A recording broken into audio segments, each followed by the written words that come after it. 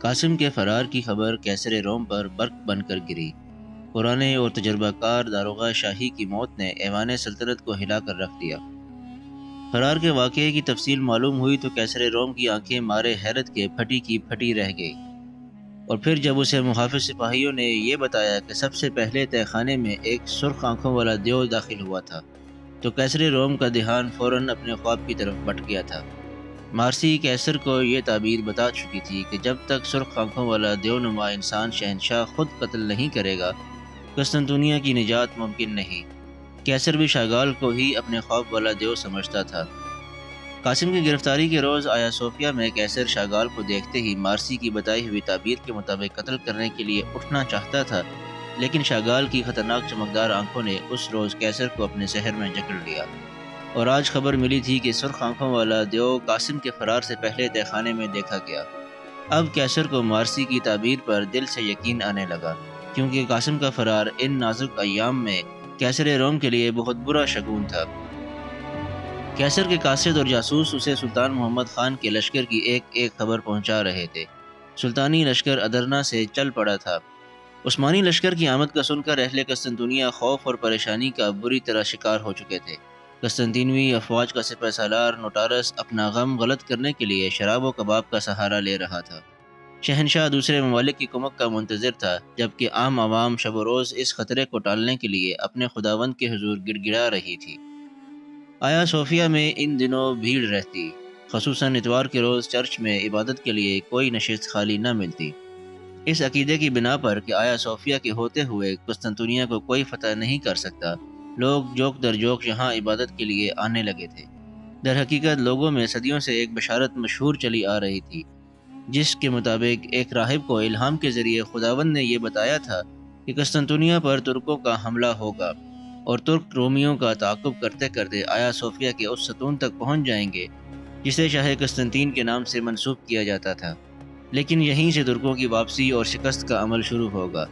آج کل اس بشارت کی وجہ سے آیا صوفیہ میں مذہبی لوگوں کی آمد و رفت بڑھ گئی تھی، اور پھر ایک رات آیا صوفیہ کی بالائی منزل میں مقدس راہبہ سسٹر میری کے دروازے پر ایک نقاب پوش دکھائی دیا۔ آیا صوفیہ کی بالائی منزل میں رات کے اس وقت سنسانی کا پہرا تھا، فرش پر سوئی گرنے کی آواز بھی سنائی دے سکتی تھی۔ نقاب پوش مارسی کے دروازے پر رک گیا۔ اس نے دائیں ہاتھ کی انگلی سے مارسی کا دروازہ کھٹکھٹایا اور کسی آہٹ کا انتظار کرنے لگا۔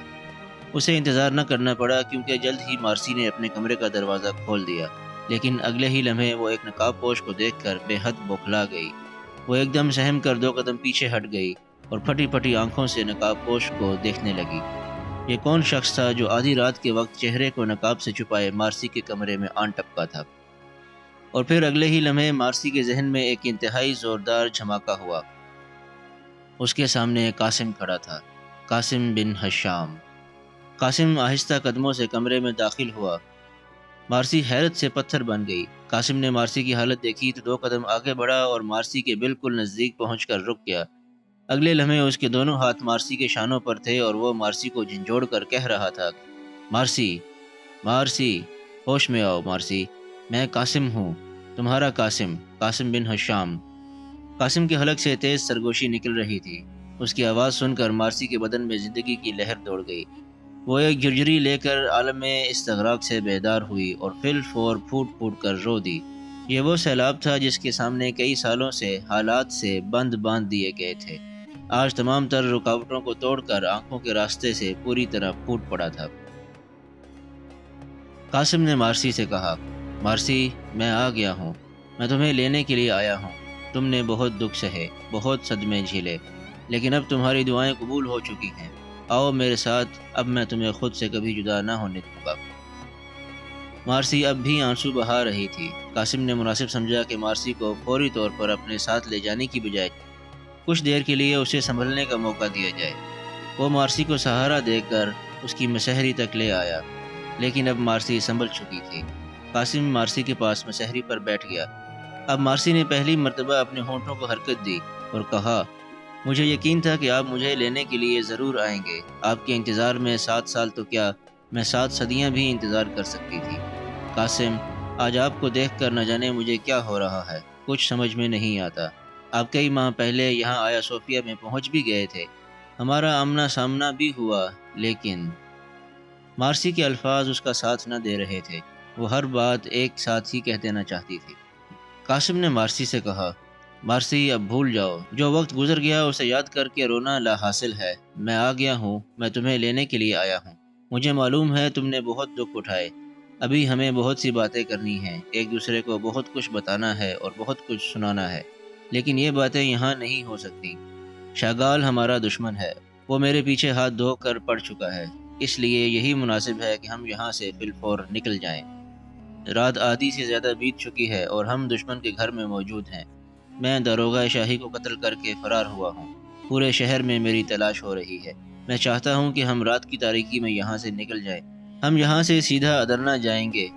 سلطانی لشکر قسطنطنیہ فتح کرنے کے لیے روانہ ہو چکا ہے، وہ ہمیں راستے میں ملے گا۔ ہمارے لیے یہاں سے فی نکلنا ضروری ہے۔ اب مارسی پوری طرح سنبھل چکی تھی، اس کے دل کی بھڑاس آنسوؤں کے ساتھ نکل گئی تھی۔ مارسی نے حالات کی نزاکت کو بھانپ لیا اور فوراً اٹھ کھڑی ہوئی۔ اس نے اپنے کمرے سے کوئی چیز نہ اٹھائی، صرف قرآن حکیم کا وہ نسخہ اپنے ساتھ لیا جسے گزشتہ 7 سالوں سے وہ اپنے پاس چھپا کر رکھے ہوئی تھی۔ رہبانیت کی زندگی میں مارسی نے سب سے بڑا فائدہ یہی اٹھایا تھا کہ اس نے قرآن حکیم کو ازبر کر لیا تھا۔ قاسم، ہمیں کس طرف سے نکلنا ہے؟ سیدھے راستے سے باہر جانا تو ہمارے لیے ممکن نہیں۔ ہم اکبی سیڑھیوں سے اتر کر پائیں باغ کے راستے سے باہر نکل سکتے ہیں۔ اس راستے سے فرار ہونے کے لیے ہمیں آیا صوفیہ کا اکبی دروازہ کھلوانا ہوگا یا پھر دیوار عبور کرنا ہوگی، لیکن دیوار بہت بلند ہے۔ قاسم نے مارسی کی بات کو غور سے سنا۔ وہ خود بھی اکبی راستے سے جانا چاہتا تھا۔ آیا تو وہ سیدھے راستے سے تھا، لیکن وہ جس وقت آیا صوفیہ میں داخل ہوا تھا اس وقت چرچ کے دروازے کھلے تھے۔ قاسم نے رات کے پہلے پہر تک آیا صوفیہ کے اندر چھپ کر وقت گزارا تھا، لیکن اب تو سچ مچ اسے اکبی راستے کی ضرورت تھی۔ قاسم اور مارسی اپنے چہروں کو چھپائے راہداری میں آ گئے۔ وہ انتہائی دبے قدموں سے چل رہے تھے۔ قاسم کو ہر قدم پر شاگال کے ساتھ ٹکرانے کا خطرہ تھا۔ یہ آیا صوفیہ کی عمارت تھی، عیسائیوں کا مذہبی مرکز۔ یہاں قدم قدم پر قاسم کے لیے موت منہ کھولے کھڑی تھی، اور اب تو مارسی کے لیے بھی واپسی کا کوئی راستہ نہ تھا، کیونکہ وہ ایک مسلمان جاسوس کے ساتھ فرار ہو رہی تھی۔ وہ دونوں پھونک پھونک کر قدم رکھتے ہوئے اکبی سیڑھیوں تک پہنچ آئے۔ قاسم ہر زینے پر یوں احتیاط کے ساتھ قدم رکھتا جیسے بے احتیاطی ہوئی تو سانپ ڈس لے گا۔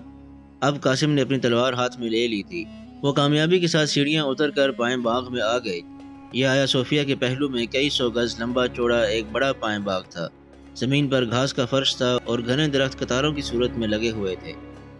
درختوں کے بیچوں بیچ ایک راستہ اکبی دیوار کی طرف چلا گیا تھا۔ قاسم اور مارسی اسی راستے پر چلنے لگے۔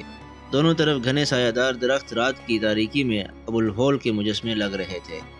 قاسم اور مارسی تیز قدموں کے ساتھ چلتے ہوئے گھنے درختوں کے نیچے آ گئے، لیکن پھر قاسم کو ایک دم رک جانا پڑا۔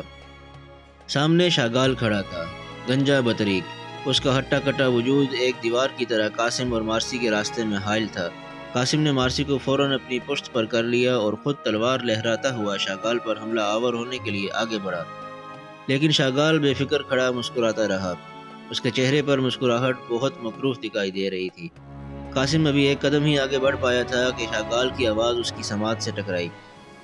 وہیں رک جاؤ، تم یہاں سے اس غدار حسینہ کو لے کر فرار نہیں ہو سکتے۔ یہاں کا ایک ایک ذرہ تمہارے راستے میں دیوار کی طرح حائل ہو جائے گا، لیکن تم اگر چاہو تو اپنی زندگی بچا سکتے ہو۔ اس کے لیے تمہیں صرف مقدس نقشے کا پتہ بتانا ہوگا۔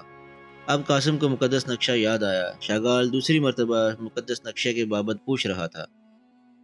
وہ ایسی کون سی چیز تھی جس کے لیے شاگال قاسم کو زندگی بخش رہا تھا؟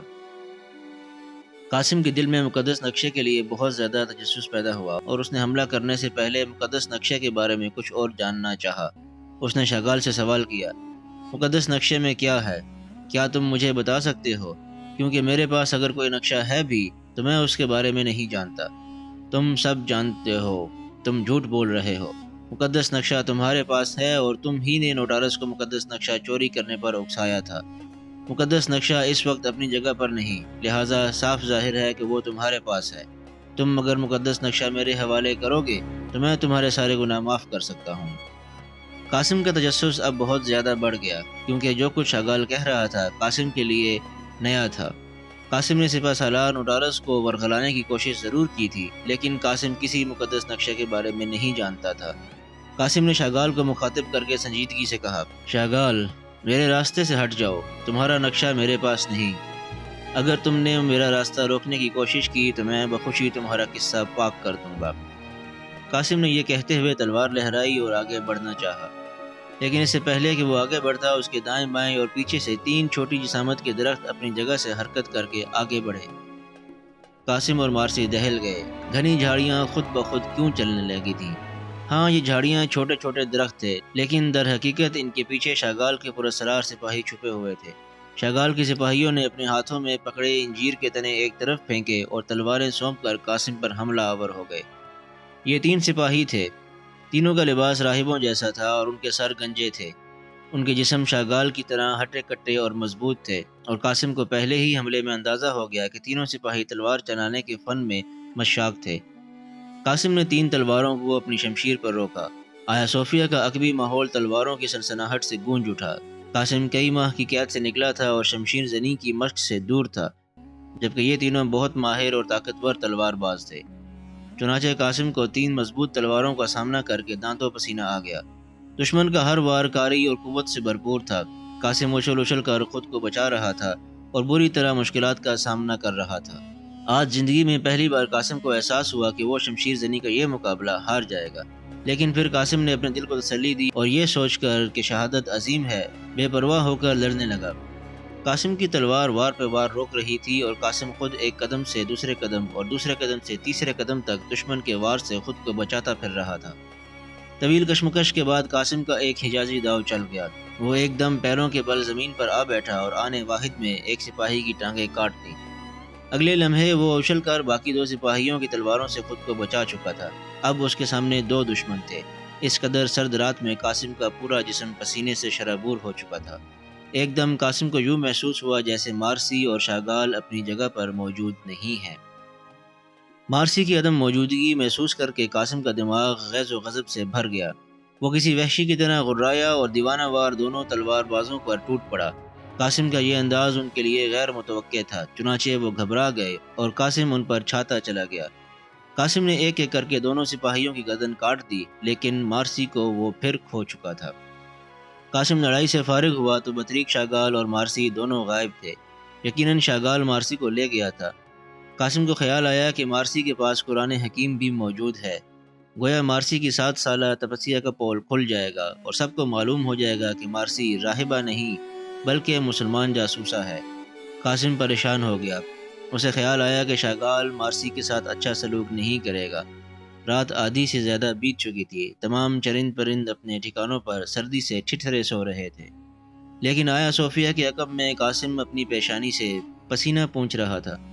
ابھی وہ سوچ ہی رہا تھا کہ کیا کرے اور کیا نہ کرے کہ اسے آیا صوفیہ کی عمارت کی جانب سے کئی سپاہیوں کے آنے کی آوازیں سنائی دی۔ اب قاسم کے لیے یہاں رکنا حماقت ہی تھی۔ قاسم نے ایک لمحے میں فیصلہ کیا اور کسی چھلاوے کی طرح درختوں کے بیچوں بیچ دوڑتا ہوا آیا صوفیہ کی بیرونی فصیل تک پہنچ گیا۔ اس نے ایک لمحے کی بھی دیر نہ کی اور فصیل کے ساتھ ساتھ اگے انجیر کے درختوں میں سے ایک اونچے درخت کا انتخاب کر کے اس پر چڑھنے لگا۔ اب وہ مارسی کے بغیر ہی آیا صوفیہ سے فرار ہو رہا تھا۔ مارسی اس سے مل کر پھر بچھڑ گئی تھی، لیکن اس وقت قاسم کا یہاں سے فرار ہونا بہت ضروری تھا۔ چنانچہ کچھ دیر بعد آیا صوفیہ کے محافظوں اور نگرانوں نے چرچ کا کونا کونا چھان مارا، لیکن اب قاسم بن حشام ان کے ہاتھ آنے والا نہیں تھا۔